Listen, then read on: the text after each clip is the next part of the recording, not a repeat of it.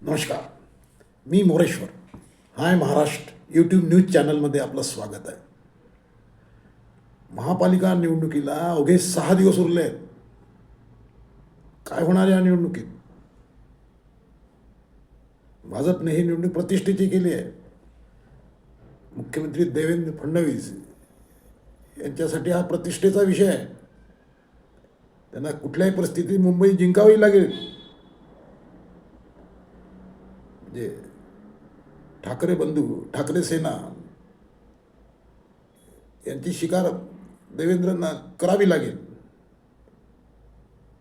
कारण म्हणूनच ही निवडणूक अटीतटीची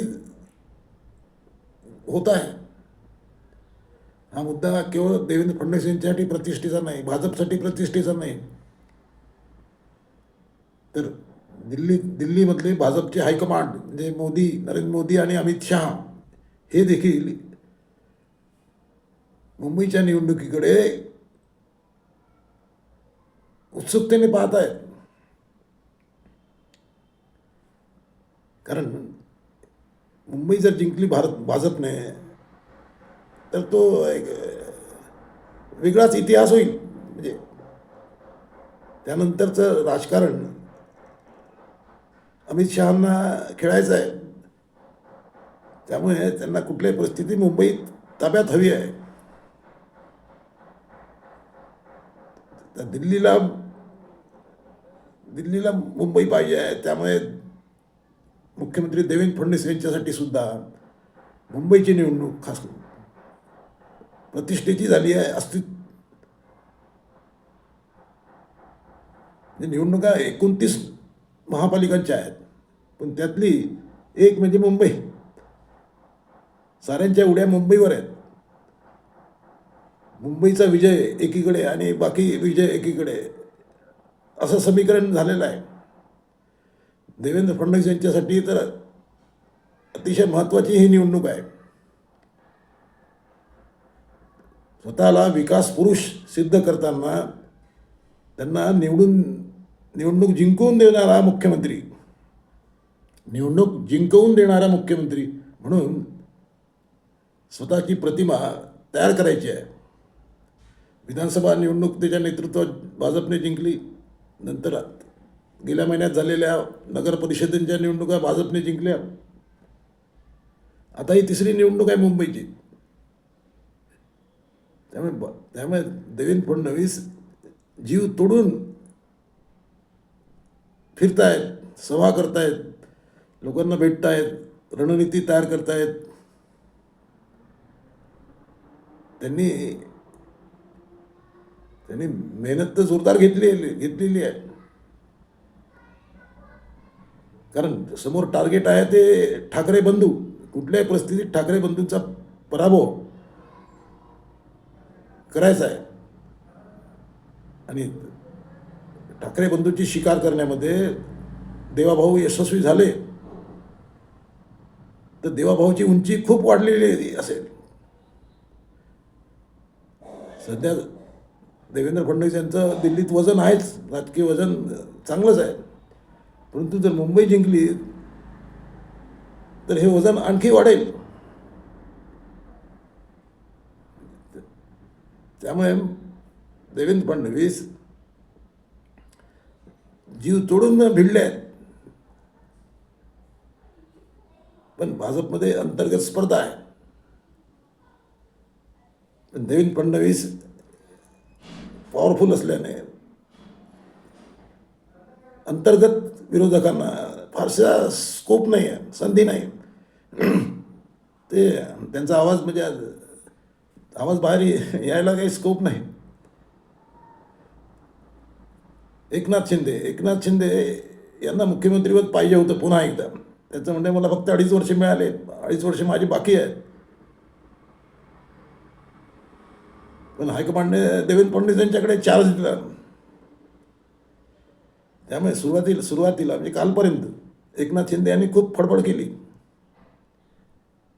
अधूनमधून सारखं ते दिल्लीला जायचे आणि अमित शहांना भेटायचे. म्हणजे एकनाथ शिंदेंनी देवेंद्र फडणवीस यांना अडचणीत आणण्याचा कुठलाही कुठलाही डाव सोडला नाही. प्रत्येक प्रकारे फडणवीसांना अडचणीत आणण्याचा प्रयत्न केला.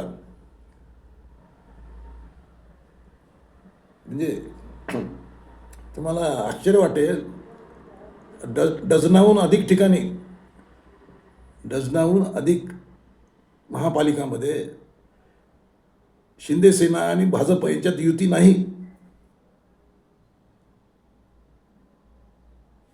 युतीच नाही.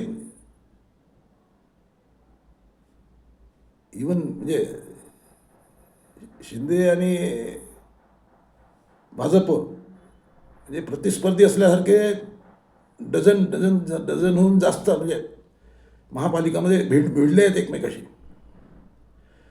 फक्त कोल्हापूर एक सोडलं तर कुठल्याही महापालिकामध्ये महायुती एकत्र लढत नाही आहे. फक्त कोल्हापूरमध्ये महायुती इंटॅक्ट आहे. बाकी साऱ्या महापालिकामध्ये अंतर्गत फाईट आहे. युतीवालेच आपसात लढत आहेत. पुण्यामध्ये तर अजितदादा पवार यांची राष्ट्रवादी पुणे आणि पिंपरी चिंचवडमध्ये अतिशय आक्रमक आहे. भाजपवर अजितदादांनी भ्रष्टाचाराचा आरोप केला, त्याच्यावरून बरंच वादळ झालं. तेव्हा अजितदादांनी खुलासा करावा लागला की मी फक्त हे पुण्यापुरतं पिंपरी चिंचवडपुरतं बोललो आहे. परंतु शेवटी डॅमेज व्हायचं तर झालंच आहे. अजितदादांनी पुणे आणि पिंपरी चिंचवडच्या निवडणुकीत आपल्या काकाला सोबत घेतलं आहे. 2 राष्ट्रवादी एकत्र झाले आहेत. आता हे एकत्रीकरण 2 राष्ट्रवादीचं पुढं किती खुलते वाढते. कारण एकत्रीकरण झालं तर मग आता NDAमध्ये शरद पवार येणार का असे प्रश्न उपस्थित होऊ लागले आहेत.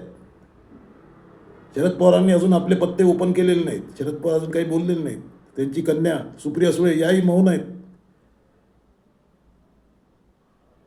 परंतु आता या निकालानंतर शरद पवार आपलं तोंड उघडतील.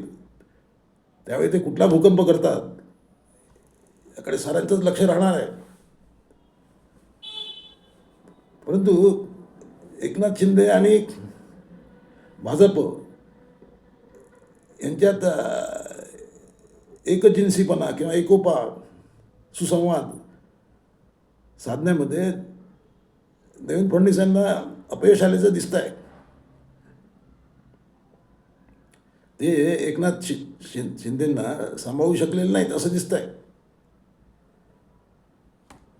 त्यामुळे अजितदादांनी जेव्हा भाजपवर अटॅक केला तेव्हा शिंदे सेनेचा एक मंत्री म्हणाला की बाबा दादाने आमचं काम सोपं केलं.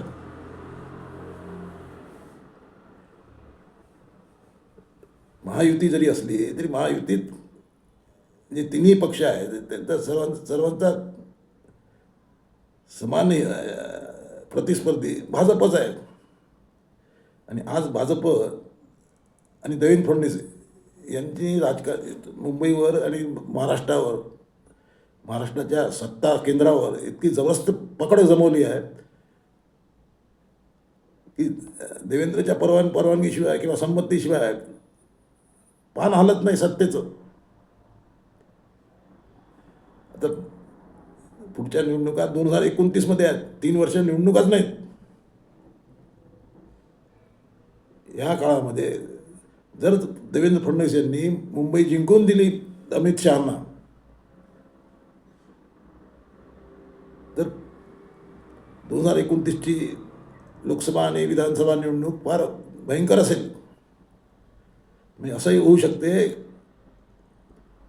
की भाजप शिंदे सेना आणि अजितदादांची सेना, अजितदादांची राष्ट्रवादी दोघांनाही वाऱ्यावर सोडून देईल आणि स्वबळावर भाजप मैदानात उतरेल. एवढा आत्मविश्वास भाजपला या महापालिकांच्या निवडणुकीत मिळेल का? ठाकरे बंधू म्हणजे उद्धव ठाकरे आणि राज ठाकरे या निवडणुकीत आकाश पाताळ एक करतील, हंगामा करतील, पेटवून देतील, निवडणूक म्हणजे तापवतील अशी अपेक्षा होती. पण त्या तुलनेत उद्धव ठाकरे म्हणा किंवा राज ठाकरे म्हणा, हे तेवढे खुन्नसने भाजपवर तुटून पडलेले नाहीत. ते लुटूपुटूची लढाई सुरू आहे असं दिसतं एक वातावरण. त्याचा फायदा भाजपला मिळतोय. म्हणजे फडणवीस फार कम्फर्टेबल आहेत या महापालिकेच्या निवडणुकीमध्ये.